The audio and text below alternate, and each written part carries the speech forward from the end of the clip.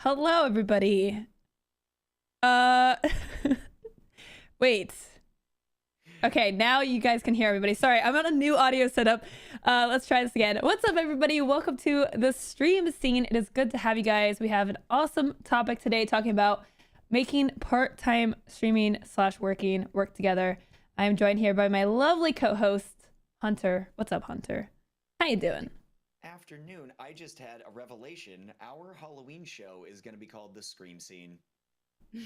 Really? That, like, how did you even think about that? I misheard your introduction.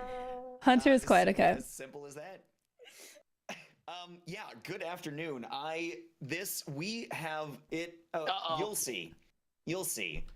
We are joined on this lovely afternoon in the year of our Twitch 2019 by two immaculate, wonderful people. One who is a returning guest, DizzyDizaster, and a fresh guest whom most of you know already anyway, Negaoryx. I'm so thrilled to be tackling this subject for the second time on the show because of how ubiquitous and universally pertinent my $1 million words are. The subject. Everybody is going to hit the highs and the lows, the roller coasters, and sometimes it's at the beginning, sometimes it's somewhere in the middle, or 13 times all scrunched in together.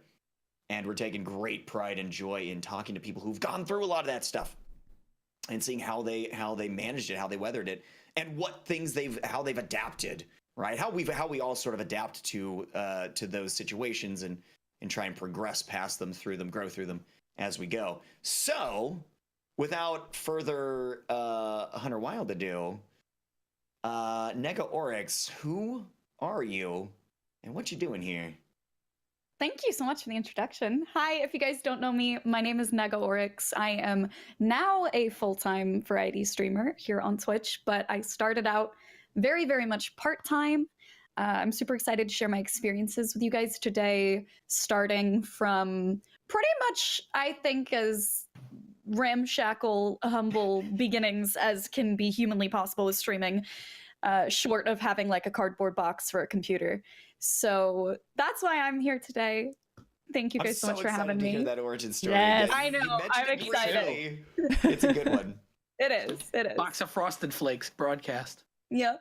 Pretty much. It's a humbling start. Yes, that's Exactly. good. It motivates people to do it when they think they can. I think that is true, and that's one of the great things that it's one of the things that excites me, inspires me about this particular subject for the show. So what about you, Dizzy? I don't have anything that's quite that dramatically starting. In other words, I mean, the internet I'm using now is similar to the internet I was using then, but for the most part, I was just bored one day, and I'm like, I want to do a podcast. So I said to my friends, "You want to do a podcast?" They're like, "No, we're busy." So I was like, I'm going to try streaming with a webcam and all this sort of stuff. And everybody's got a podcast. Yeah, I mean, back then, you know, it was kind of like it is now with podcasts and streaming and everything. Everybody's doing it, but back then, a certain amount of people were doing it. Like you saw people streaming on this and streaming on that. And I was like, well, where do I want to stream? Okay, there's this Twitch website. I'm going to try this out. Okay, I'm going to do a webcam. I'm going to do this. And then 5.5 years later, I'm still sitting here doing it. So, I mean, I'm sitting in a different room, but, you know, essentially I'm doing the same thing. That include this last week in maintaining this last week was a little throughout tough. your entire career. But for the most part, I mean, like as I was saying earlier, I've been pretty lucky in terms of like I haven't had any major controversy where I've been gone for any extended period of time. The longest period of time I was gone was this past week for a week, minus conventions when you go to those. But you're still making content at that point. When you go to St. Jude, when you go to the PAX, you go to the Twitch cons and such, you're still technically making content because you're growing your brand with other people and whatnot. But yeah, I mean, it becomes part of your daily life. You get up, you go to work, you come home, you learn to eat quick, you take care of your animals, and then you sit down, you do your 4 hours, rinse and repeat. And you gotta love it. You gotta love it, because if you don't love it, you're going to not want to do it. And that's a whole nother tangent we're probably gonna go down at some point. For sure. Is the word grind, like the road to, and all that. I see that, and it's just like, ooh, if you're feeling a grind under 100 follows, let me tell you. You think a grind now, getting partnerships, getting a grind, one of the most difficult things, getting that partnership. But right after you get partnership, all of a sudden, all the hype and everything starts to die down. You're like, that is one of the big hurdles that I think consistently hits people, and that's outside of that particular event, which obviously is something that partners are subject to, as well as hitting affiliateship and other goals with milestones within that. A recurring quality is riding that high, and it keeps going and it keeps cranking. Yep. There's inevitably a stop. There's inevitably a peak to that, and it may not be the only peak that you have, right? I mean, ideally, if there's a downswing, you swing back up as well. Right.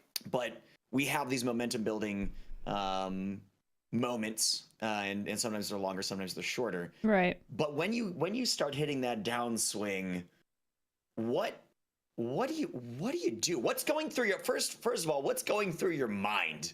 What is that mentality like, Negaoryx? In terms of when you are on the downswing after having some momentum, you've had this momentum building, and then you start. Yeah, I mean, I have experienced this really uniquely in the past couple months with having the experience of going viral and having something overnight just kind of. One day I was streaming to 150 people, and the next day there were 1,500 people there. It was that dramatic, really. And I had the unfortunate timing. I'm sure you guys are familiar with the phrase, when it rains, it pours. And for me, when things went really well, streaming-wise, out of nowhere, I had one of my parents passed away at the same time. I'm sorry to hear that. So that was, to me, the ultimate example of you can't control timing. You can only do how much you can do. You can only give so much. And experiencing that kind of downswing of the perceived opportunity cost of not being live, but knowing that I needed to take some time to myself. Yeah. That was something that was really hard to kind of learn to let go and say, you can't capitalize on everything all the time, every minute of the day. You're a human being. You know, you can't pour from an empty cup, basically. So I recognized that even though the business side of my brain was like, stream every single day, be live 24/7. Right. If new people are constantly clicking on your channel, you want to be live when they're doing that, to say hi, to be there, to be live for them. And it was the biggest learning lesson in letting go and accepting that you can only give so much, and knowing that you can only commit yourself to so much, for me. And I feel like I've learned that in various ways over the year as well. Over the years, when I first started out, I was a full-time student and I was working freelance. I was commuting 3 to 5 hours a day to go to school because my school wasn't in LA. Wow. And I was, streaming on top of that and trying to get partnered. And I really learned, like, I can only give so much. Look at my schedule, where can I give it? And not beat yourself up on the downswing, I think, is the biggest lesson. So I was going to ask you, like, if you had like a specific, I'm so sorry for your loss. That reconciling these things, life happens regardless of your ambitions. Yeah. Right. Regardless of your drive. And, we've seen stories of people going in all kinds of directions, where you need to ignore it sometimes when the tragedy strikes so powerfully. You're like, I'm just going to only work now. That is where I'm going to focus. And other people move away from it and push away the other obligations because they're like, I need to, internalize, process, and just as extracted from all the other things I need to do. But it sounds like you did the best possible version of that from the outside. What it sounds like of balancing it together, of trying to process it and take an appropriate amount of time to live the life that you needed to live in that moment. Yeah, while not abandoning your stream. Absolutely. And I think the thing that I tried to take away from it too was, let's say I was going live every day to capitalize on that. What kind of content would I be making? And would I be proud of, if this is somebody's first time clicking on my channel, the kind of creator I would be today, what I can bring personality-wise, energy-wise to the table, is that what I want people seeing? And if my answer was no, I didn't stream that day. If my answer was yes, like if it was even a 51% yes, 49% no, I said, all right, I'm going to push through and I'm going to try my best. And a lot of the times, you know, processing that kind of loss, a lot of the time I didn't feel as present and I didn't feel as engaged with it. Sure. But I still felt I could give enough that at the end of the day, I was like, yeah, if that was somebody's first time seeing my content, I think that represents me. But I do think that's the barometer that I use. And I used that pretty much from day one when I was balancing a school, work, streaming schedule, was if this is the only content that somebody's going to see from me, if they click on my channel for the first time, do I think that this is worth putting out there? And most of the time the answer was yes, but when it wasn't, it was like, I'm just not going to stream then. You know, I'm not going to beat myself up about it. I mean, right? Because I think all four of us can recognize that you get blinders on and you get into the mode of I just have to. We're just talking about the grind, right? That you just have to you have to be ever present, and we're not even ignoring the loss in quality. It's just not even present. Ignoring it implies that we can see it and it's right there, and we're like, no, I'm sure the stream will be great. We're not even thinking about it a lot of the times. It's just get in and do the thing. Yeah. And I think you see this a lot with people that are balancing working with streaming, because a lot of the times you come home from work, you have like kids, or you're coming home from school, you have homework, you have other obligations, you're tired, you're at the end of your day. And now you have to go and put on a stream. And I see this a lot from streamers that have to balance this, where it's like, you know, I feel like I have to go live every day, and sometimes I'm just not feeling it. But if you're not streaming, you feel like you're failing. But, you know, something I always recommend is, you know, you can take a day not stream and work on things for the stream still, right? Like still be productive, even if you can't put on your best face. But your viewers can always tell when you're tired and you're out of it, you've had a bad day, and it's kind of just like weighing on you. People can see that very easily. I think you could put that into a little quote, right? You don't have to perform to be productive as a content creator, which I think that gets confused, right? Because we think performance is the be all and end all, but there's so much cool stuff that you can design and feel proud of yourself for that's invisible in the moment. Only you're seeing it when you're being productive. Absolutely. The performance doesn't equate to productivity as a content creator. Right, and you use it to benefit the overall, you know, presentation when you come back. You know, especially if you have an expectation of having some sort of production value, there's time that's required for that. You know, you don't just say, okay, I'm going to do this, I'm going to do this. I mean, some people are able to edit a video in a night, and sometimes I can pull it off. But you know, I see some people pull off some miracle stuff overnight. I'm just like, teach me, please, teach me. Yeah. You know, but if you can make your as Nigga was saying, if you can make your presentation represent something that you're proud of, something that represents your brand, if you will, a little bit better by taking a couple nights off, or even just, you know, trying to feel better, trying not to feel exhausted. I think that goes a much longer way. I mean, I could say a million things right here. I could tell you, for example, I could say I'm the happiest person in the world right now, and you would be like, interesting that he would say that in that tone.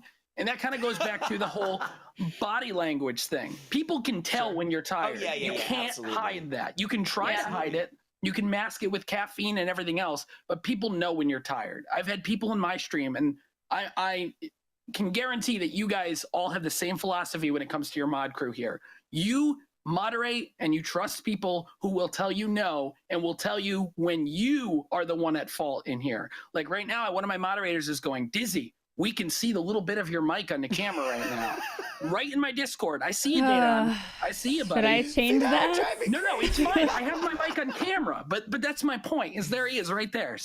But that's my point, is we surround ourselves with those sort of people that are going to tell us that stuff because we hold that standard so high in what we're going to give, what we're going to do. And I was just listening, just trying to take time off. And I remember my first year of broadcasting, I got it into my head, like all these streaks. Back in 2013 and 2014, it was all about consistency streaks. And you can't miss a day. And if you miss a day, that has a bad representation on you as a streamer as a whole. And every time I see those streaks are like 24-hour streams and 48-hour streams. I've done 2 24-hour streams ever. They were both within my first year. I haven't done one since. Because I find if you're going to do long streams, mine are miserable. 12 hours here, 12 hours here, 12 hours here is a lot more productive. It's a lot better content because by hour 18 and 19 in a 24-hour stream, you might as well be asleep on stream because that's what it is. I did fall asleep during my 24-hour stream. Dude, you're resident sleeper? I just dozed off for a second and I was like playing Arma and I was driving a car and I fell asleep at the wheel. Hang on, I have to do this. There we go.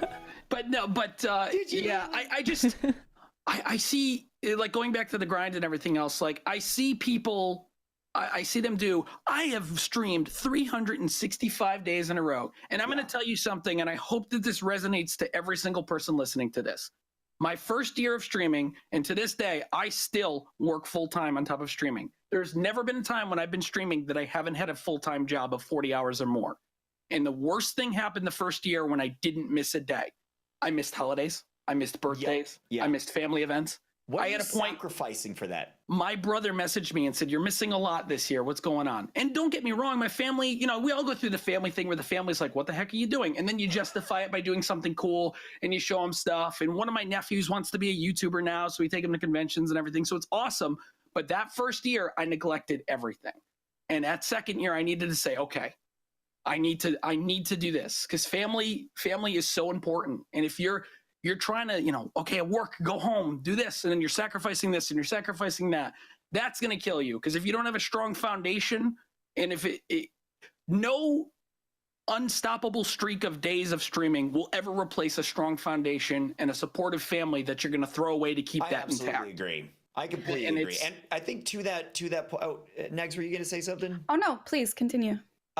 To that point, and with the earlier one that both of you were talking about, I feel like this is not quite entirely unpacked in my head, and I'm probably going to get into that halfway thing and forget.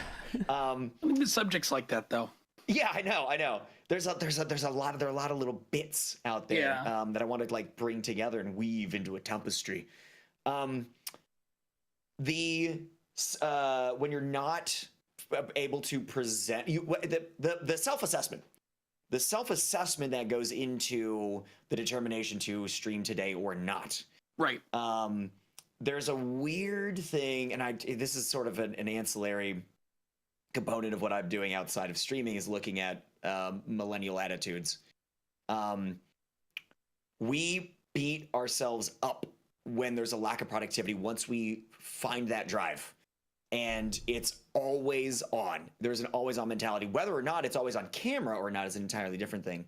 And that, I think, when we're working through that internally, we go, I'm a better person because I'm blasting past the circumstance of feeling bad and getting the work done anyway. But this is the kind of thing where you're injuring yourself and the thing you're trying to produce. The thing about which you're so passionate and that you want to really create the best, most beautiful version of it. When you decide that you're going to even when you're feeling like trash and you can't produce the best content, you can't be the best friend that you can to all those people who come there for that, right? And even for entertainment value, you're not able to do that. And it's death by 1,000 cuts too. It really it's not is. a big or 1,000 boom. nibble ducks. It gets you a little here. It's like, I can miss this one this time. I could do this one this time. I can miss this. It won't matter. And then you're just like, whoa, I'm bloodletting at this point. When you're coming onto the camera, when you're getting on camera every day, in those moments, and you're feeling really bad, you teach yourself to do that. And then I think you end up in these ruts and these streaks of feeling really bad. And its performance dips and dips and dips because you never took the time to get it sorted off stream. Right. And I think that's part of why it's critical to do that, to do exactly that. And I think Mike the Bard's in the chat right now. He did that recently and he can praise it to no end. I definitely think I like the key phrase that I'm hearing is self-assessment. Yeah. And that's something that has been totally transformative for me to start learning how to be more self-aware with my own limits and with what circumstances for me create the best content. I have taken days off this past year from being sick with the flu, where like, I know if I have a fever, even if I take medicine, being feverish does not make good content for me. Not gonna happen. But last year, I had two-week-long periods where my voice was gone, just 100%. I damaged my vocal cords. And so I was fine otherwise. I was coherent. I wasn't ill. I just could not speak without being in immense physical pain. Oof. And I streamed my regular full-time schedule anyway. I did all silent streams. Awesome.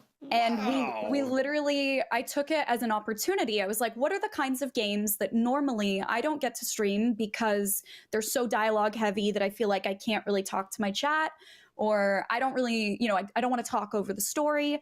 And I saw it as an opportunity to say, okay, so we're going to only play Telltale games. We're going to play, Firewatch. We're going to play these games that are beautiful stories. And I could not talk. I used my Stream Deck. A viewer pulled a bunch of old audio clips of me, like doing basic, thank you for that beautiful brand new sub. Welcome to the sub family. Nail that. Yep. And so knowing the difference between, like, just with that example, not all types of being sick are a catch-all scenario of saying, I'm not going to stream. Like, I needed to know what kind of content I could produce and what my body needed to rest. A lot of people would come into my chat and go, you really shouldn't be streaming if you're sick. And I was like, I know my body and I'm fine, and I can still be entertaining and engaging and share experiences with my community. Just because I don't have a voice doesn't mean I can't stream.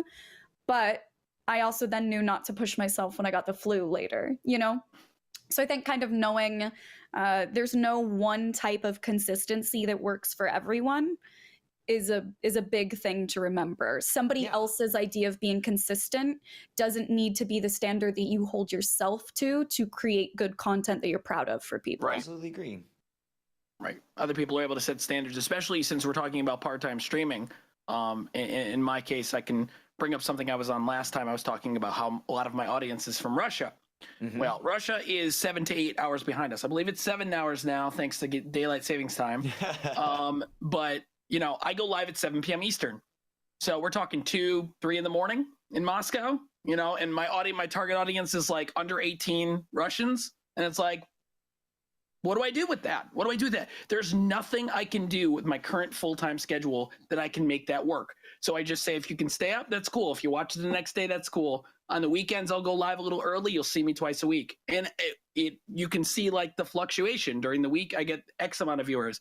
During the weekend, I get this amount of viewers, and it's just something you have to work around. And you beat yourself up and you go, someday I'm going to be able to do this. And someday I'm going to be able to do that. But you have to make sure that you take it in stride and say to yourself, the whole reason everything rotates and works the way it does is because of every little piece.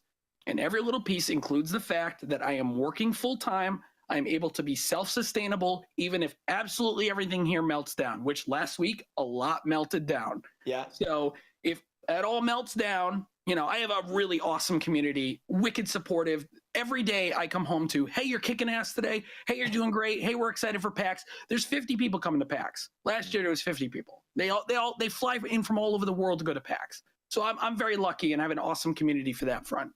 So they're always like, keep it going, keep doing your stuff. And that helps a lot. Let me tell you, if you can get one of those, which I know that I think everybody here has folks like that in their community. For sure. So what major dips have you had?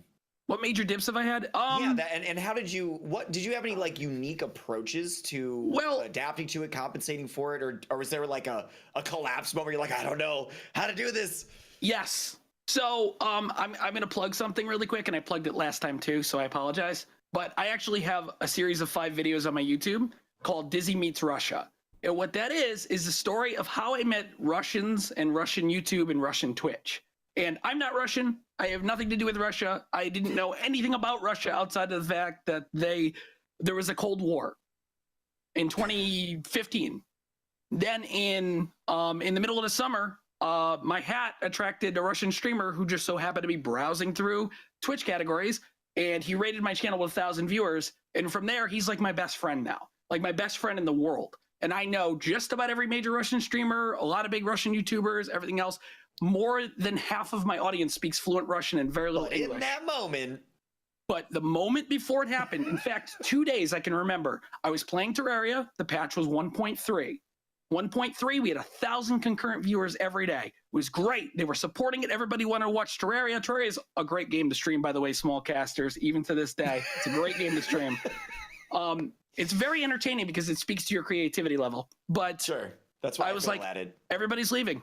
People are going to watch other games. I had my niche here. I did really good here. And I went to my bedroom and I laid down and I looked at the ceiling and I just laid there. My wife was like, what's going on? Because I'll do that. And I was like, I failed. I'm done. I'm evaporating. I'm done. And she goes, you're not done. You're doing this. You're beating yourself up. And I have a little OCD. I dealt with a lot of it while I was a teenager. You know, we all have our stuff going on in our head. I was lucky that I approached this after I had fully treated it. But every once in a while, you deal with little relapses. It was never major, but enough to. My OCD was more of a self-deprecation in that you're not going to make it. You're not going to make it. You're not going to make it. And I think everybody has some capacity to that. Right? Yep. Yeah. You replay moments that you know you've overcome, but they could have gone the other way. So I'm just sitting there and I'm just like, man. So I went live the very next night and everything was, you know, business as normal. And then the next night after that, I was just, you know, chilling out, relaxing. There's actually a video of the first raid that happened within that video series. And I got hit with that, and I have my production value where I throw explosions up and everything went crazy, and I got my helmet, whoa, sirens, and they had never seen anything like that before. And they also have, like, just a crazy, this particular streamer was rating Dobre Positiva, which means goodness and positivity. There was a lot of, in 2015, there was a lot of Russian streamers or even big streamers on English Twitch that were kind of rated, by English, I mean American, not England, but they were going into other channels and they were basically hate rating. And that was a big problem. And it was recognized across the board. Twitch was banning for it. So this particular streamer was going into other channels saying, Dobra positiva, goodness and positivity. Like totally fighting back on the, that's and cool. They saw this stupid hat. I say stupid ironically because I love you, Clay. They reached out to me and they're sending me more because I'm wearing these out. They are beat up. This is not a hat, by the way. This is a stuffed animal. What? Yes, these are not hats. With your cranium. Yeah, it's basically the whole thing. Is there's kind of like some symbiotic relationship there. You know, what was the lamprey or what was the thing that attaches to the bottom of a shark? I don't know. We were talking about it the other day, but essentially that's it's not a lamprey because that thing's got. It is lamprey. What? Those things will eat into you. Stemmy's probably just. Oh, I am right. Yes. All right. So anyway, so. Yeah, I mean, and talk about wild, unexpected success spike. And the fact that now, 3 years later, I'm, you know, I speak relatively conversational Russian. I'm still learning. It still takes a lot of time to learn, and I'm terrible at learning languages. You know, я говорю по-русски немного. But I just said I speak a little Russian. But, you know, and you see those spikes, like different events happen. Like there'll be other events where another Russian streamer will find me and I'll hit him with a raid and he'll do that. They have a big compilation video series over there called Twitch.ru. And I'd appear on that even though I wasn't Russian. And that would give me a spike. And then I'd have YouTube videos where I'd be featured in another Russian stream because he put my raid into his YouTube video. And then I'd have a spike after that. But then you have times where, as I said, I'm going live at 2 a.m. in Russia. So I'll go live one day. I'll have a great stream. Everything will be good. I'll go to Social Blade, negative 150 follows. Oh, yeah, classic. And you're just like, oh, and then you beat yourself up. You say, maybe this isn't the game I want to play. Maybe this isn't this. Maybe this isn't that. Maybe, you know, I could try to take some days off from work this week. I have 2 weeks of vacation. What's the compensation? Where do you make the adjustment? You got to kind of get in your brain that follow number doesn't mean anything.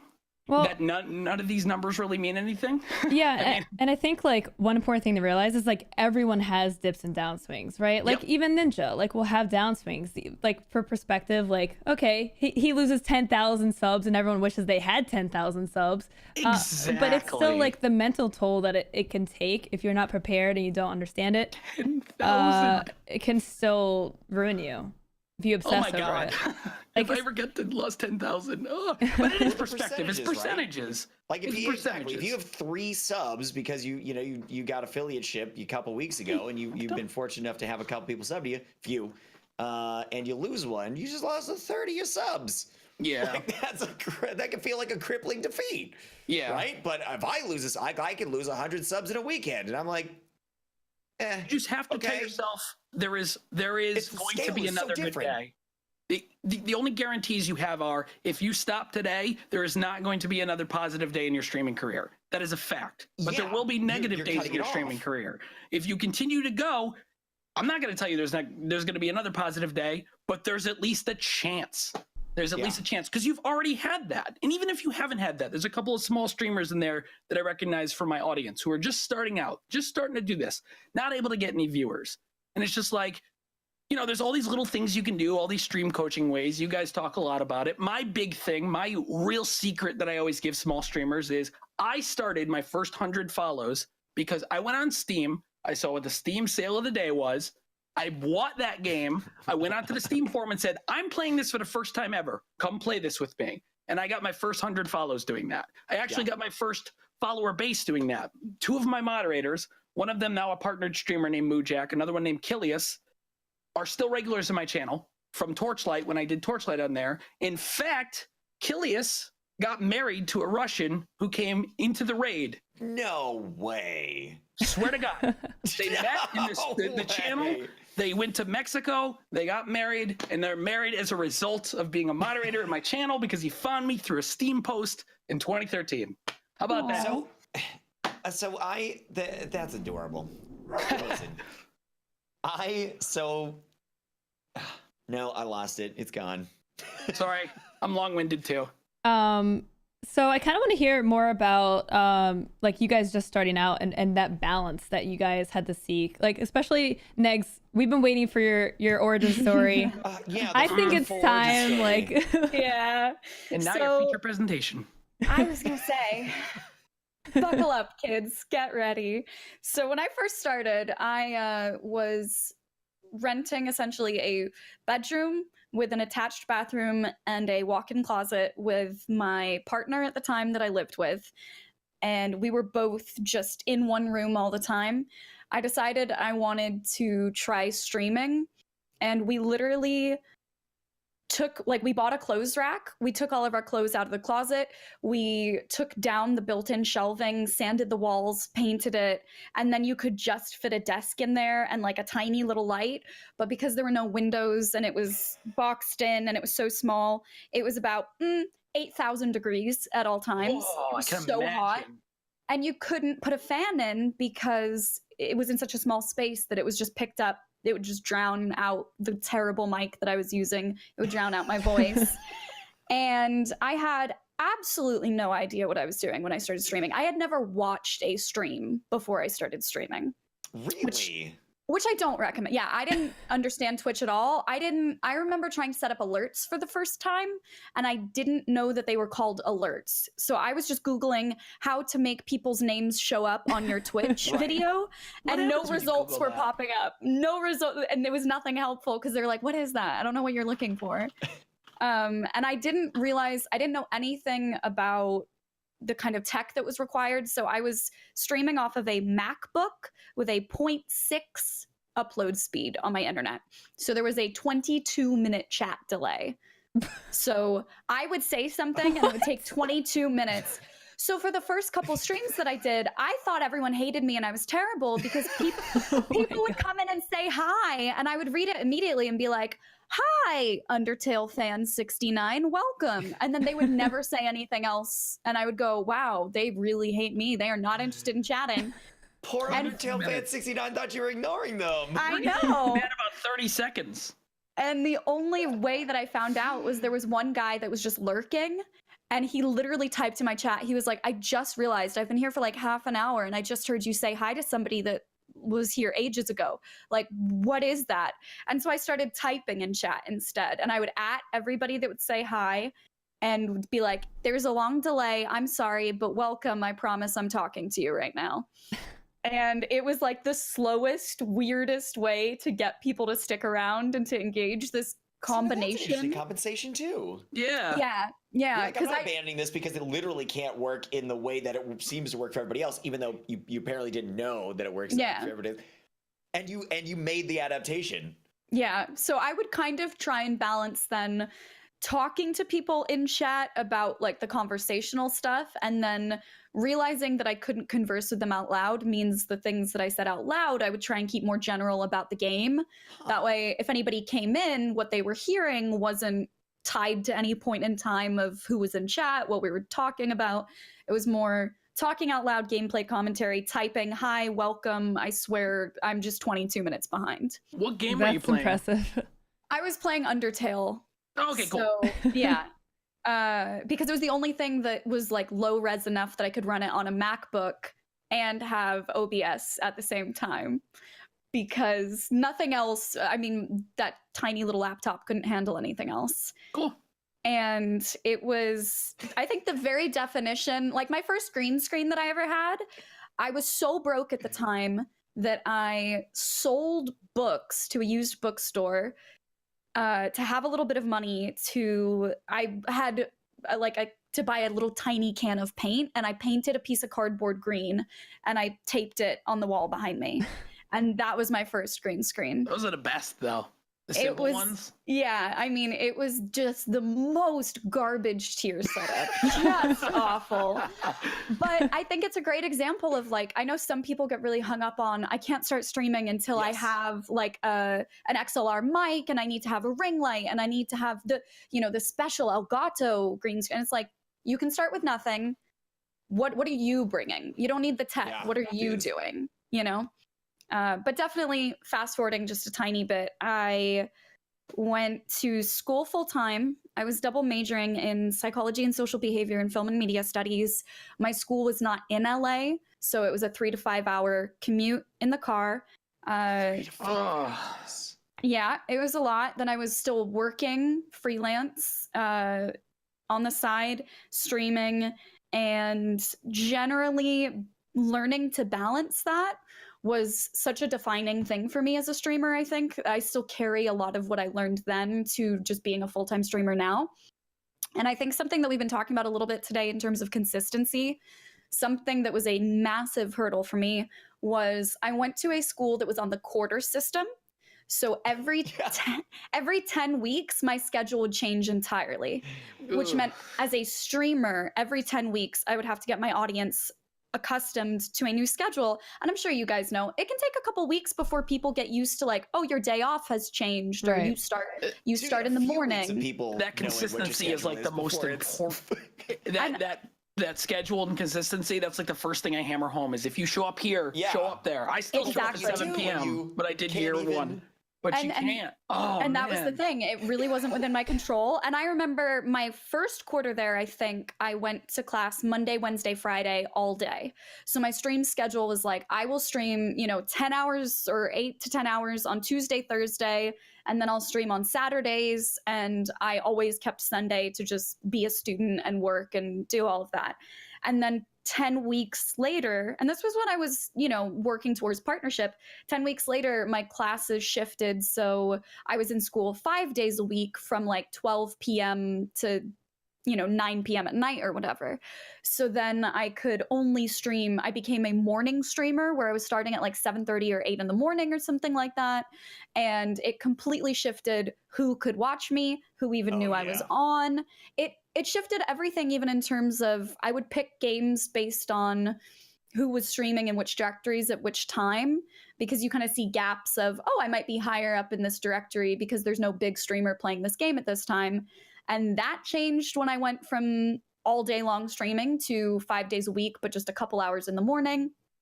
And I think the thing that I really learned from that, which is something that I try and stick to now, is with that first schedule, for instance, I probably could have said, I'm going to stream from this time to this time, Tuesday, Thursday, Saturday, Sunday. I will always be there at that time.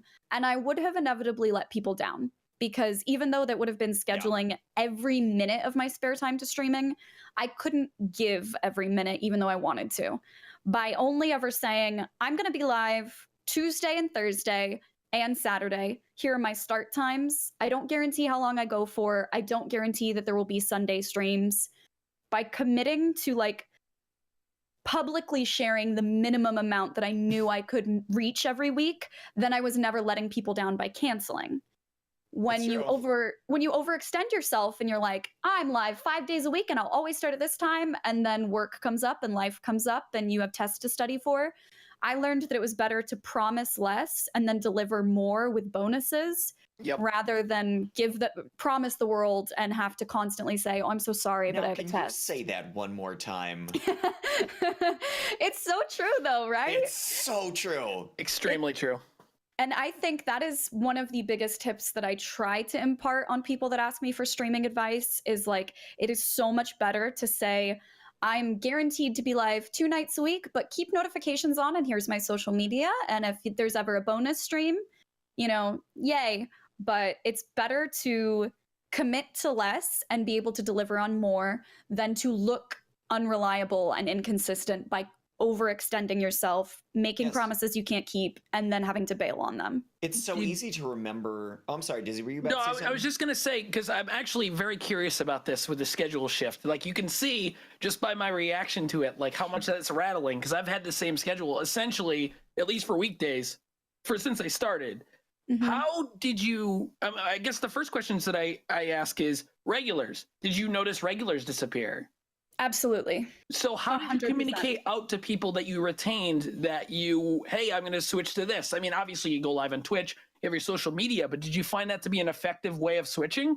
In other words, did you see a good recovery from that? Did a lot of people say, oh, I saw your Twitter post, I know that you're live now, or I didn't know you were live now? Or... Thankfully, I'm following on Twitter. Yeah. Yeah. I actually credit a lot of the strength of retaining a community during that time to Discord. Because Twitter always kind of felt a little spammy to me in terms of it felt like pushing notifications out to people. Right. Whereas Discord feels a little more like I would literally go to my car in between classes when I had 30 minutes and just sit on my phone, checking all the Discord channels, responding to everyone's conversations in Discord, encouraging conversations there.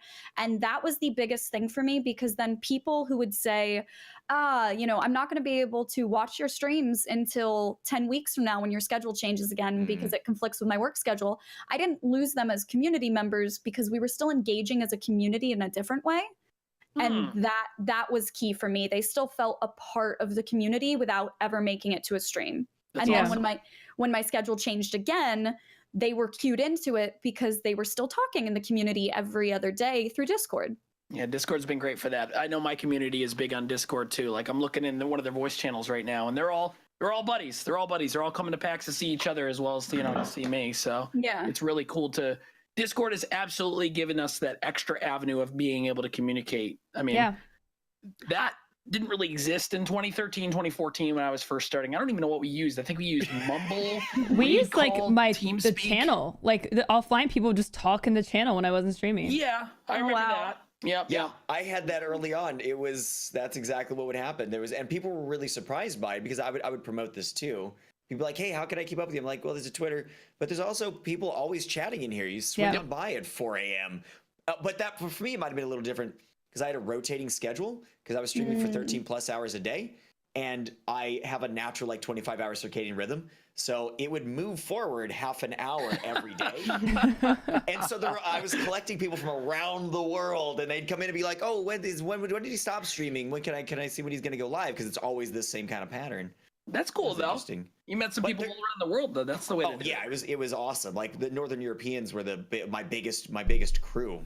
I think it was my pastiness that really spoke to them. So there's one quality in that really struck me is you were talking about, and it on the surface it seems fairly obvious, but you were talking about the really how every single aspect of the physical and technological situation you had was a dumpster.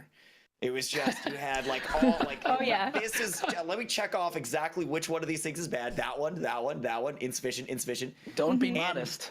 And you persisted anyway. And I think to a lot of the success stories that we hear, I've never heard anybody go, yeah, and then I got a 1080 Ti and my stream took off.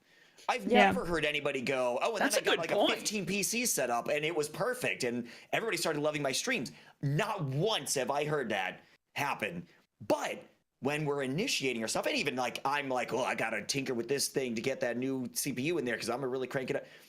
So even like far into it, you still kind of have that mentality, but starting out, you're like, I gotta get the best pieces in order to, and I think for exactly this reason, it's faulty thinking, because if you don't have the motivation to stream even when you don't have the pieces working, what is the foundation of your stream, of your career? What happens when those pieces break? What happens if your $1,200 GPU fries? That's gonna happen, and you don't have the money to replace it because you invested all your money in the pieces in the first place, and you don't have the underlying, the vision and the inspiration to capitalize on it, or the habits, or all these other factors. So what do you think was sitting back there in your head or in your soul or whatever it happened to be that did the pushing, that you committed to it having no idea what Twitch was, how to do it, what an alert was, and having all of like the worst equipment, upload speed, schedule was just weird? What was going on underneath? So a little bit of backstory. I actually decided to stream on Twitch a couple years ago when my stepfather was diagnosed with terminal cancer, because he was the parent that had raised me with a love of gaming. And I'm from LA. I was living in LA at the time, and he was on the East Coast. And I was flat broke, as I'm sure you can tell by the description of my stream setup. And I couldn't afford to be visiting him and seeing him as much as I wanted. He was pretty much living in the hospital at that point. And a coworker had said what Twitch was to me once. And I thought that if somebody could bring a laptop to him in the hospital, he could watch me streaming video games, and it would be like we were still hanging out, and maybe bring him a sense of normalcy, you know? Which was why I didn't watch a Twitch stream before doing it, because I never set out with the intent to be a streamer for strangers to watch. I just thought my stepdad would see it. And so I decided to do like a tech test first before asking somebody to show him. And like I said, I didn't know anything about Twitch, and my first stream, you know, having people, even with that chat delay, having people put, to put it delicately, sexist trolling comments in the chat. I didn't know what moderating was. I didn't know what purging or banning. Yeah, that had to have been a rough start too. So I was like, ooh, maybe I don't want my stepdad to see this until I learn how to handle that. And in practicing to learn how to handle those things, people started watching. And so for me, it's interesting. It just sprung out of, it was a total surprise that anybody else would watch. It came out of nowhere. And I just discovered this joy and love of it, completely unwarranted, unprompted, and as a total surprise to me. So my drive for powering through with all of that, I think really a lot of it came down to being so to my core grateful that any person would spend a single minute of their day watching me and listening to me. And so that was what drove me and fueled me, was I know how valuable my time is as somebody that balances school and work and all of this. And so I thought to myself, you know, how much time do I make for entertainment in my day? Not a lot. It takes a lot for me to sit down and say, I'm just going to watch a show for half an hour. I have to really like it. If somebody says I'm going to watch her stream for half an hour because I like it that much that it's a part of my day, I'm going to keep pushing through to be better at it and to commit, because if they're committing to showing up, I need to show up for them. Yes. Love it. Dizzy, what about you with that same kind of, like, those underlying factors, especially when you were talking about having that one particular, like, very rough moment? You struck, you know, gold with the luck shortly after, but, like, what happens with those internal aspects? I just gotta say that time thing resonates so well with me. That value of time. I've changed the way I think now in terms of time, just everything, and time value and what it's worth to me, and trying to get everything organized like that. And one thing I try to say as much as I possibly can to my audience is, you guys only have so much time. You're basically given a currency that is called time when you're born. Hey, here's time. Enjoy. Not going to tell you how much you get, but here you go. That's a secret. Good luck. The bank statement is just blacked out. Exactly. So you have this much time and you're going to do this with it. You're going to do that with it. You're going to do this with this, spend time with family. You got to sleep because that's the tax that you have on time. You got to do this. You got to work to be able to get other time to be able to do this and that and the other thing. And the fact that I can look at the hours in my bot, because I had my bot since pretty much I started to be partnered, and see people with thousands of hours in that channel is like, what? Thousands of hours of staring at this. I don't even stare at this for thousands of hours. And it's like, you know, it's like, it's the most humbling thing ever. And I actually have on one of my monitors right here on top of it. It says, you are them and they are you. And it constantly, I have to look at that every day because it reminds me that I have this craziness that's going on that I call my life. And I have certain things that I need to do in my life. And I'm able to allocate this for this, this for that, this for that, this for that. And these folks are coming home in the midst of all this, which might be horrible, horrible things that they're dealing with. And they're dealing with it like champions. And they don't even tell us about it. And they are dedicating a considerable amount of time to you. Because if you're live for 4 hours in a day, which is considered a part-time schedule, 8 hours if you're full-time, you know, just based on work schedule stuff, for 12 hours. When it's 12 hours a day. That's what I'm saying. That's time and a half, dude. That's time and a half. And that's the thing, dude, is, so let's say somebody stays with you for 12 hours, which I know you know the names of those people who spend those 12 hours with you. Let's say they sleep 8 hours, which is a relatively normal sleep schedule. That means out of their entire day, they've spent the vast majority with you, and they're doing that regularly. That is, like, if you put that in the formula where you value your time under a certain amount of money and whatever, like, look at the amount of time that they're spending with you and like the amount of investment of their life, this currency that they're given. For what your stream means to I try to look at that way just because it helps me understand better, because as human beings we can only grasp up to a certain amount of stuff. Like when people, that's like, it's the gambler stuff. When people go, well, I can win the lottery, because you don't really understand what 1 in 3 million is. You basically think of 1 in 3 million as like 1 in 10,000. 1 in some other number. I'm the one.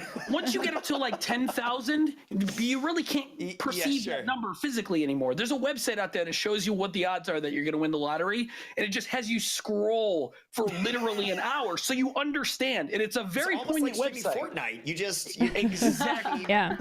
You scroll until your browser crashes.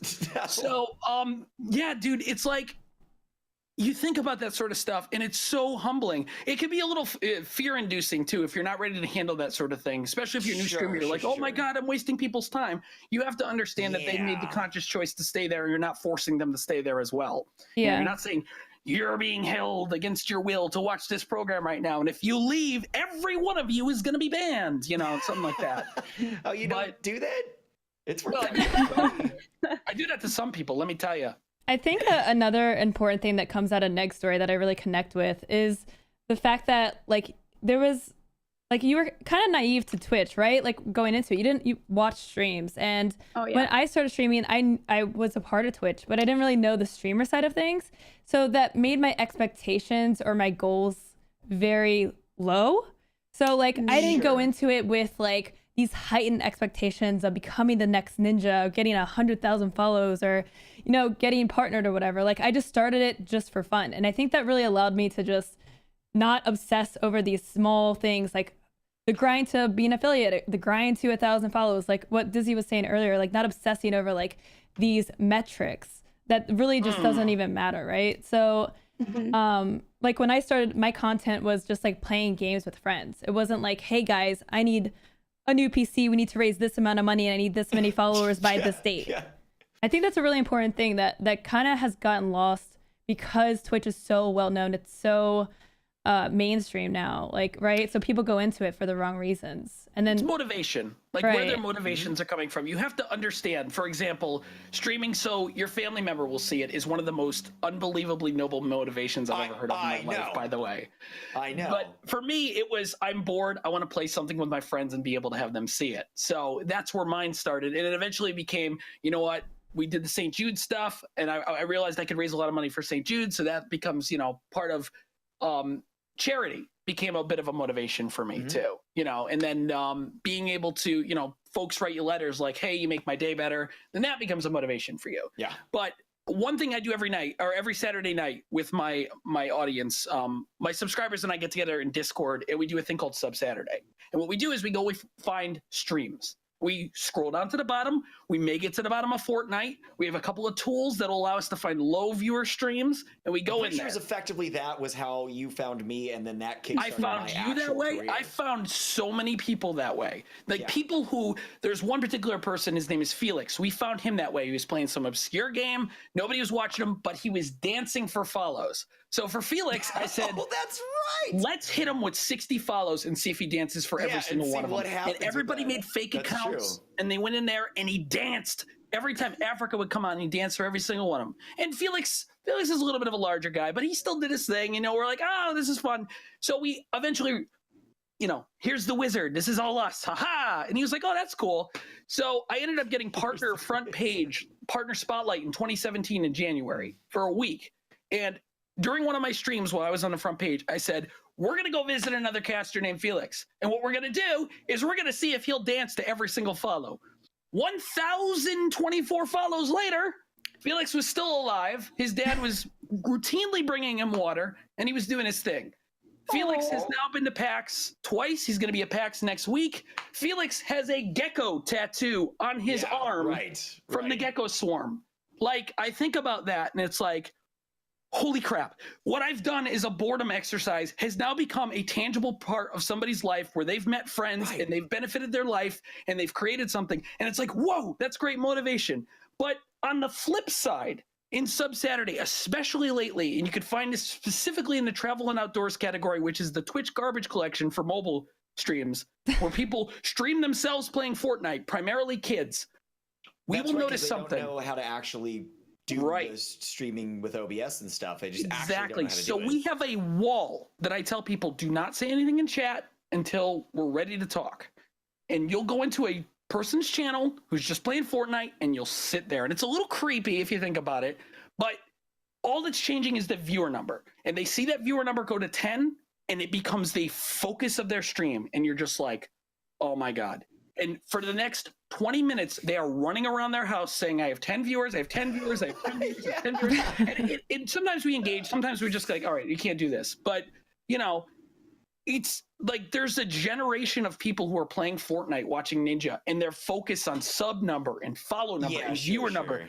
And you can't help but get caught up in the frenzy of numbers. Like the biggest thing on YouTube right now is PewDiePie beating T-Series and the number of subs they have. Subscribe to PewDiePie. Components of that is that there's, as Philly D was mentioning, there's a real winner out of this whole thing, which is a separate live YouTube channel that actually just has a live update of the sub count. Uh-huh.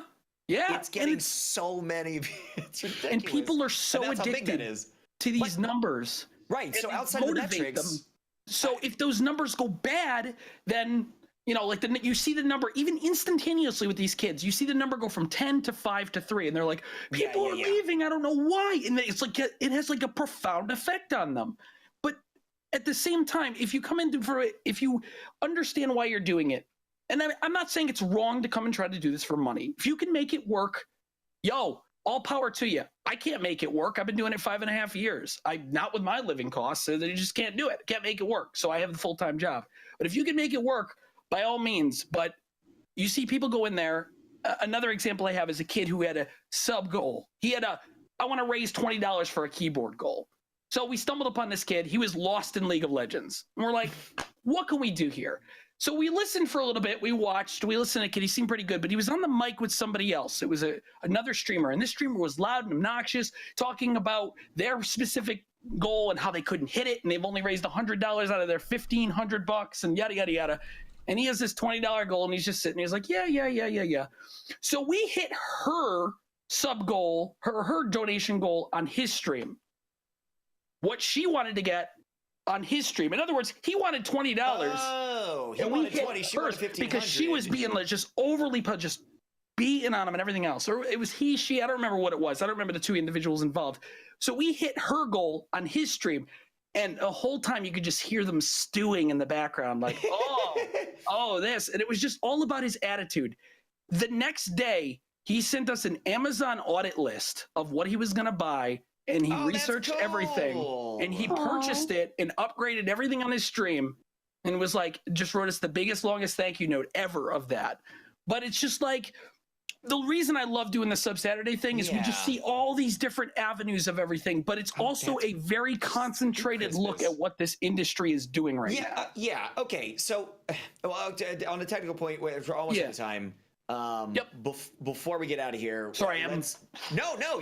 This is the good stuff. These are endearing, and they totally go to more conversation I want to have in the brief amount of time we have left. But we want to get some Q&A stuff in. So start asking your questions in chat. Yes. Don't hold back. Don't hold on to them. This is your opportunity.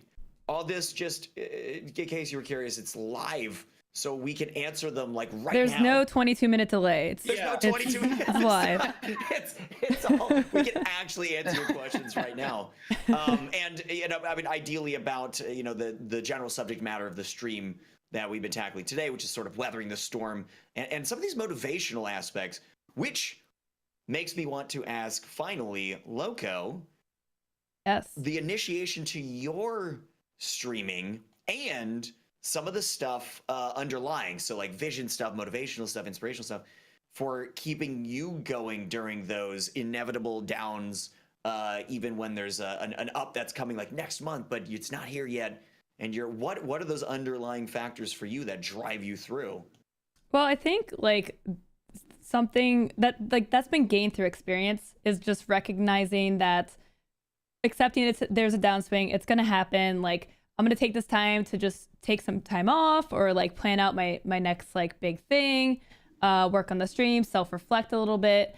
I think like just starting out, like, I don't know, it's realizing that it's like a mental game. Like, for the most part, it's like not you're not dying because like you're doing anything different, or like, you're just, I don't know, just falling to oblivion. Like, it just happens with, especially being like a variety streamer. Like, it's a roller coaster, and it's ebbs and flows through the games that come out. And when there's no games that come out, there's a downswing.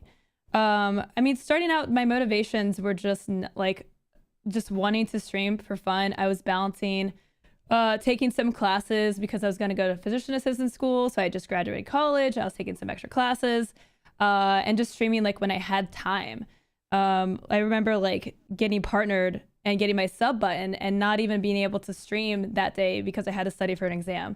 And I was just like, hey, my sub button's live. This is cool. We'll stream like after my exam tomorrow. And people just like went into the channel while I was offline and were subbing. It was crazy. And that's awesome. Yeah, I guess like honestly, just getting through those hard times, it's just motivation to like, okay, like this is a downswing. Like, let me work on myself. Let me plan out some new stuff. Like, I think one of the biggest things about being a streamer is innovation. You can't stop innovating. You can't stop, like, just don't get complacent. And during those downtimes, it helps light a fire to be like, okay, let's bring something new to the community. Keep a pad near you to write stuff down when you think about it. I keep a pad at work. When I think of something, I write it down immediately. Yeah. So I can go with Evernote. Okay, there.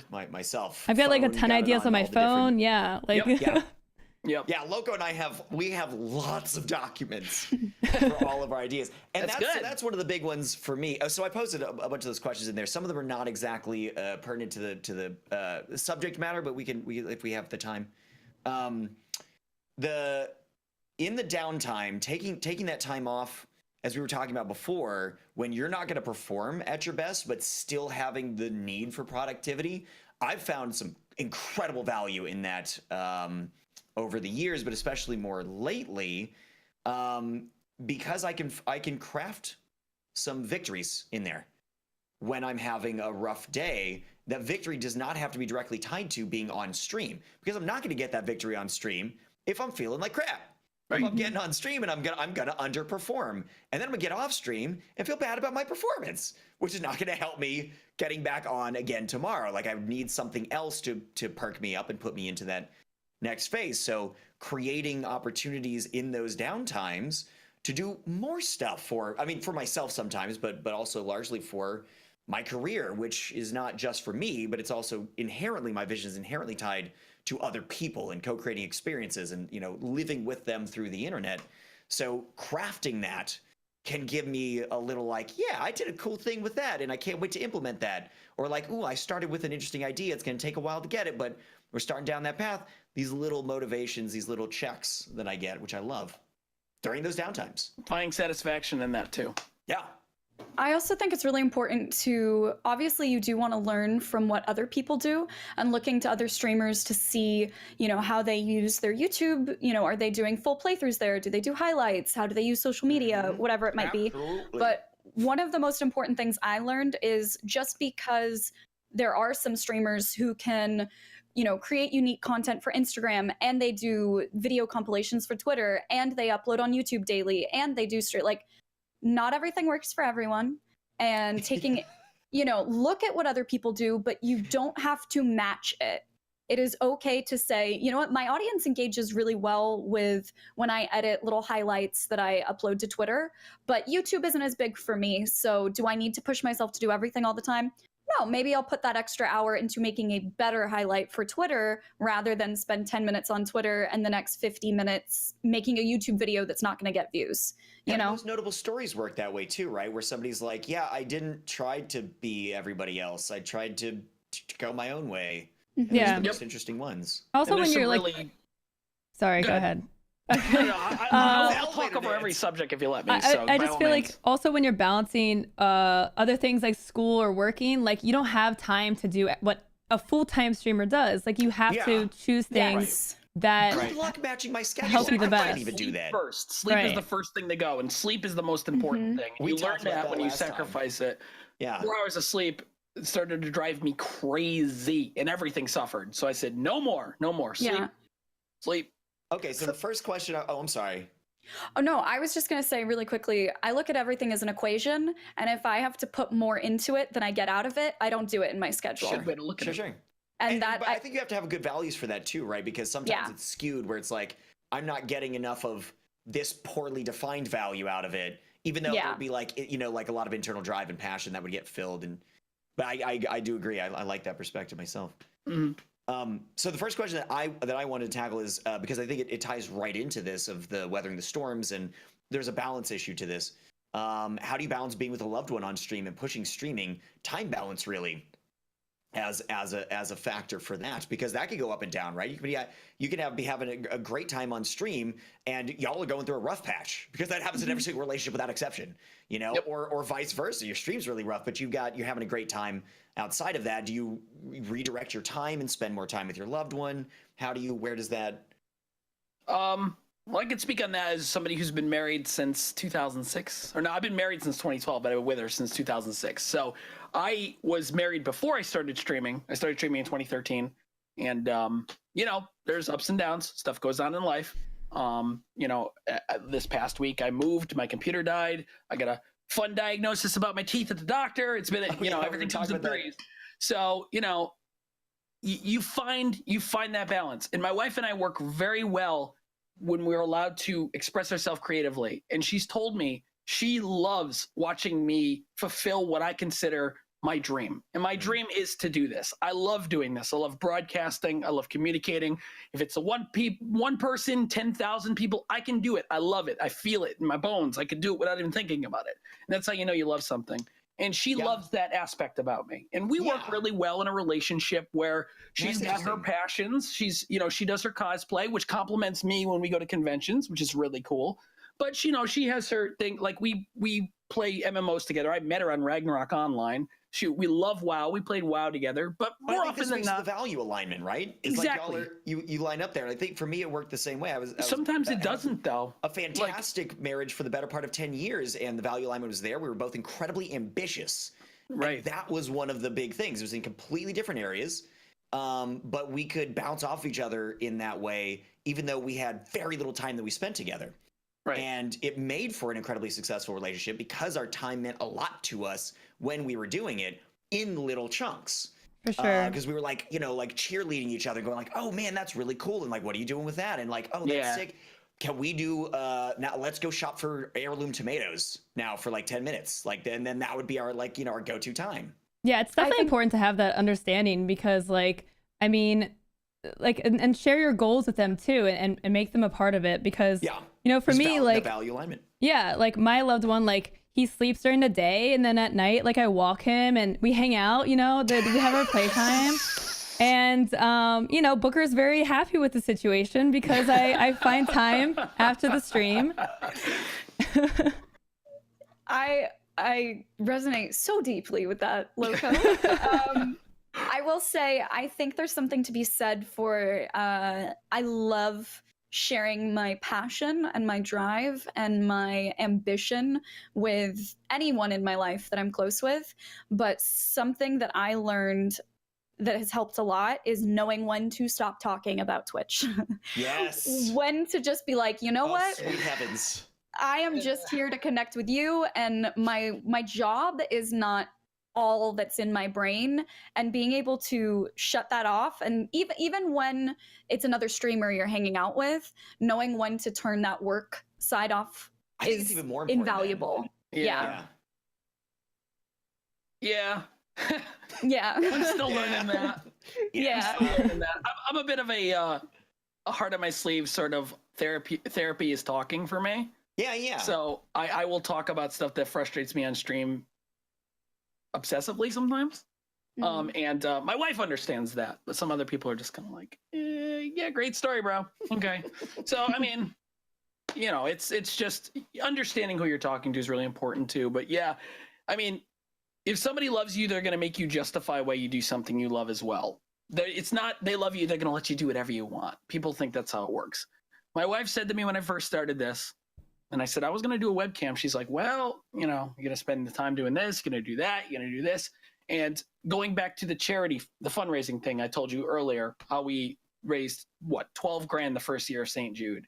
Like, there's the moment that everybody has, and hopefully it's that for a lot of people, because that'd be a lot of money for St. Jude Children's Hospital. Yeah. But there's that moment where you say to people, I'm doing this because I did this. And they go, whoa. As my brother said, you played video games like crazy when you were a kid, and we thought you were going to do nothing. Because I basically dropped out of college the first time I went playing EverQuest. Gives you an idea how old I am. But I was playing EverQuest like crazy. I dropped out of college. So it was like, okay. And I would just sit up in my parents' room and my brother was like, I thought you were never going to leave that room. I thought you were never going to leave that room. And a series of fortunate events, meeting my wife on an online game and, you know, finding something I absolutely loved about video games and broadcast, you know, it inevitably got me out of there. Now, sure, I got a couple of jobs in the process. I work in IT, my full-time job. We didn't really touch too much in the full-time job stuff, but that's my full-time gig is IT. So it complements this pretty well too. But I ended up getting this job because of Twitch too, because he was fascinated by the fact that I had so many follows on Twitch, so he hired me. Really? Yeah. And then he got fired for stealing. But that's I still have my job. Stealing your viewers? No. Much worse than that. Much worse than that. And I know he's not watching right now because he's in jail. But whoopsie. Yeah. So anyway, but yeah, I mean, you just having to justify spending so much time doing something is important. And I think a lot of people lose at that too, is like I've had people ask me, I'm in a relationship. How do I convince my wife to be able to do this? Well, you got to work with the time that's your free time and make it work. If it doesn't work, it doesn't work. I mean, if you truly are strongly passionate about something in your life, you will find a way to make it work. And man, it's tough even saying this, but like, if you are so passionate about something that it causes a rift in your relationship and it's something that you need, well, maybe the relationship is not for you. And I'm not saying go divorce your wife because you want to go stream Fortnite. That's not what I'm saying at all. Because you have to understand your motivations first. And that's you understand your motivations, you understand your passions, and you go from there. But you really need to spend some time trying to figure out what's important to you and what you're really expecting out of this. And I will go as far as to say, if that motivation is just money in and of itself, if you look at Ninja's pictures and you're just like, well, I want to do that, the odds of you doing that are infinitesimally small. Just keep that in mind. And that should never deter you from anything. You shouldn't be deterred from doing anything because there's no chance of you ever doing it. You should always strive to what you're passionate about. But if I say to you, you could have the potential of maybe becoming Ninja, but for the next year, you have to stream to nobody in your channel. Will you do it? And if that makes you go, I don't know if I can do it, go try it for a month. Because I guarantee it's going to be difficult for you to get a viewer for a first month, unless you do some research and then you can get a viewer for the first month. But go try it. Go try. After a month, tell me if you still feel that way. But is there a chance that you could become Ninja? Sure.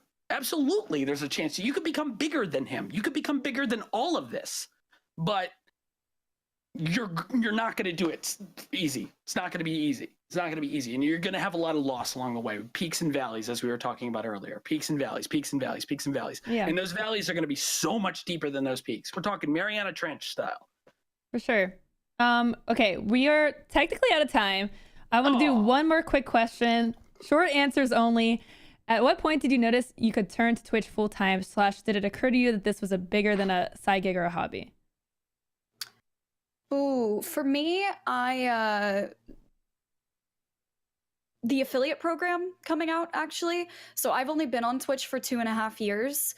So I wasn't on Twitch for too long before affiliate came out. And it was the summer between my first year at the school that I transferred to and what should have been my second year. And I said, I'll take the summer. Now that I'm not doing classes, I will see what it's like. And things just went from here to like here. And as soon as I had that opportunity to invest a little bit more time in it and say, I think I have a knack for this, I just need a little bit more time to see. The affiliate program was what allowed me to see that it could pay my bills, because now there was a way to earn money through Twitch. Because before that, without being partnered, you had to rely on something like GameWisp, you know? Yep. So that was huge for me, just seeing if I can give more to this, I will get more in return. And I think that was probably maybe like 9 months after, 9 months to a year after starting streaming. That's about how long it was for me too. I went from starting to partner in 9 months. I got really lucky though. Like really, really lucky. Getting partner back in 2014 was a little bit of a different animal than it is today. Because there was no affiliate. It was just, you do it. And then you did donation goals and whatnot. Like the computer that just died, rest in peace. We built it with a donation goal. It lasted exactly 5 years. That's what the anticipation was. Dizzy, you don't do this as your only thing, but you do full-time streaming, right? Numbers-wise. Not lately. I mean, let's see, 4 times 20. Some weeks, because I do 10 hours both weekend days. And then 4 hours. What pushed you over the edge to stick with it and go like, this is working in the way that I need it to? It was making me happy.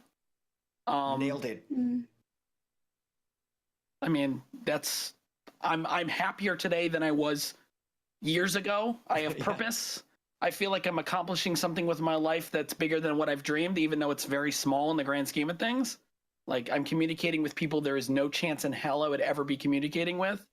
I get pictures from people in countries that names I can't even pronounce that say Dizzy, thank you, in different languages that I can't even read. I mean, what's not to love about that? Yeah. You know? What about you, Loco? I mean, we get this question is pretty constant. So we do end up answering it ourselves quite a bit, but. Yeah, I think for me, it was kind of similar to Negs, where I had this window of opportunity where I was just doing a couple of classes and I had this time to like make that leap, and I got partnered within a few months of starting streaming. And so I got to the point where I was like, okay, well, I can actually get my own apartment and like actually commit to this. Like I had the time, I had the opportunity, and I was making the income to not need another job at the time. Yeah. What about you, Hunter? I started streaming professionally as my first. That's what I wanted to do forevermore, and so I geared it that way before I turned on the camera the first time. It was like business plan, vision, mission, orientation, situation to start. Here's what we're gonna do. Here's where I want to be. Here's when we're gonna get there. Everything from I literally got partnered on the day that I had planned to. Which is virtually unheard of. Okay, Hunter. Yeah. It was it was all planning. It wasn't because I'm better at anything other than maybe mapping it out in advance. But it's important to set those time goals, though. Like I say to myself, every 5 years I'm coming back. When because 5 years goes, Exactly. But I have a very strict thing. Every 5 years, I'm going to come back and see if I want to do this. Within any time in those 5 years, if I feel horrible, unless there's a catastrophe, I'm going to keep going. And I just hit my first 5 year from when I started. And my first goal was to make money off of doing it. And I think my goal was like 10,000 follows. So I actually hit that because my first year was like, I should hit 100 follows this year, you know? So, but that was back in 2013 when 100 follows was like insane. So my goal for 5 years was 10,000 follows and to make money off of it. And I hit that within my first year. And so when I hit my 5 year, I said, okay, do I want to continue doing this? I looked at everything and I said, here's my goals at the end of 5 year. And I have those to myself. I don't really say them out loud. But at the end of the next 5 years, which is going to be 2023, I'll reassess the situation again. And if I feel like that's good, then I'll keep going from there. And I'm not recommending the 5 year plan to anybody. It is ridiculously long time to be able to suffer through some stuff, especially in down cycles. Try a year. See what a year does for you. Then try 2 years, then maybe 3 years. But I do the 5 year business plan. I'm very strict about that. Yep. And no matter what it takes, 5 and 10. I'm going through. Yep. All right. Well, that's going to do for us today, guys. Thank you guys so much for joining us. We're going to do some shout outs. Neg, starting with you. Thank you so much for being on the show. Where can we find you? What are you playing? What are you up to? Right now, I am doing a blind playthrough of The Witcher 3 for the first time ever. Awesome. Super exciting. My channel kind of specializes in doing blind playthroughs of games that you've probably already played and I'm catching up on. Just last year, I played a Zelda game for the first time ever. I've never played a Mario game before. Have you ever played The Last of Us? Oh, yes. Thank you for asking. Yeah. Interesting question. Just finished a blind playthrough of The Last of Us recently, Breath of the Wild recently. So you can catch me twitch.tv/Negaoryx. And because my username is so weird and unique, it's the same on all platforms. So Twitter, Instagram, you know, all of that. All that good stuff. Awesome. Dizzy, what about you? DIZ.tv. That's easy how you find me. Diz.tv links to everything. So DizzyDizaster if you spell it right, but have fun fighting with spell check. It's not who put the Z in disaster. What are you up to? What you doing? Playing the new PoE season. It's a lot of fun. Yes. I am basically counting down toward PAX. PAX East coming up. I'll be there. Me and the Gecko Swarm will be there from all over the world. We got somebody coming from the Netherlands. We got people coming from Canada. We got people coming from Florida, California, all sorts of good stuff. We're going to see a hockey game the first night. Rangers against the Bruins. Nice. The hockey. Then after that, St. Jude Play Live is coming up. We're going to be there. April. I'm going to see all of you there. Yep. Yeah. And I'm looking forward to Anno 1800. And I'm going to stay on Anno 1800 for probably 3 months. Not go anywhere. For that. I'm so excited for Anno 1800. I'm a big 2070 fan. So, woo, let's go Anno. Cringer. I am the Hunter Wild co-owner of Streamersquare alongside Loco. You can find our stuff at streamersquare.com. We've also got a fantastic Patreon that Dizzy's familiar with, actually. Patreon.com/streamersquare. Me personally, my brand right now completely specializes in game releases, which is awesome and horrible for Q1 of 2019. Because I am doing nothing but back-to-back 12-hour launches. I started one on Friday, and I just ended it yesterday. I start another one tomorrow that lasts 6 days of 12-hour streams. Jesus. I get 2 days off, and then I start more 12-hour streams right after that. But don't you have your grandmother that helps you? No. She shows up sometimes. She's great. Very, very unsupportive. So starting tomorrow at 11 a.m., it's going to be the Division 2, and that's the one where it's 12 hours a day with 24 hours of rolling content. I'm really excited about that. And then Sekiro, Shadows Die Twice, and then Anno and Tropico 6, and every other game ever. Forget about that. Tropico 6. I'm Loco, LOWCO. You can find me at twitch.tv/Loco, twitter.com/Loco2525. I am currently going to be playing Division tomorrow. And actually tonight, I'm going to be playing Division. I'm going to be checking it out. And then Sekiro. I usually play new games that come out, so I'm all about the Sekiro. I'm super pumped for that. Like, yes, so excited. But yeah, so you can find me on Twitter, Twitch, full time. Boom. And if you guys like the show, because we both do this Living too. the dream. if you guys like our content, like Hunter said, you can find us on Streamersquare on pretty much everything. YouTube, Twitter, and now Anchor. You can find the stream scene and all previous episodes on Anchor on your favorite podcasting platform. So definitely check that out if you want to listen on the go. And if you want to throw us some money on Patreon. Check us out. We got some really cool stuff for you guys there. So yeah, you can get some real good stuff out of it, yes. man. Do it. Yes. Thank you guys so much for tuning in. Really appreciate it. And thank you, Dizzy. Thank you guys for tuning in today. We can announce our next show, right, Hunter? Yes, what do we have next week? I'm glad you remembered because I forgot. What is it? I don't know. Okay, I'm going to catch that ball and field it. Okay. Next week's show, we are going to be tackling voice acting and other industry jobs, but specifically voice acting. We are going to have Faye Lynn, as well as Elspeth, formerly known as Elspeth Eastman. No, wait, was that her? Or presently? No. She. What was her name before? It was just Elspeth. I lost it. Everybody knows where's Elspeth. You know where's Elspeth. We all know where's Elspeth.